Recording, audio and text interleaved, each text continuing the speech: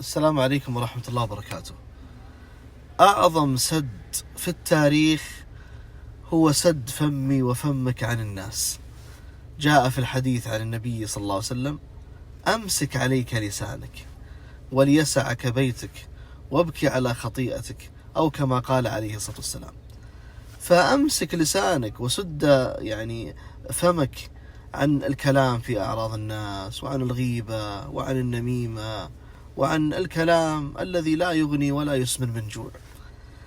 حرك هاللسان بذكر الله. في الحديث الآخر قال عليه الصلاة والسلام: لا يزال لسانك رطبا من ذكر الله.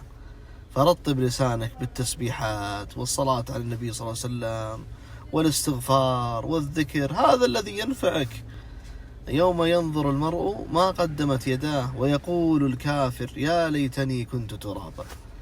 أسأل الله العظيم رب العرش الكريم أن يجعل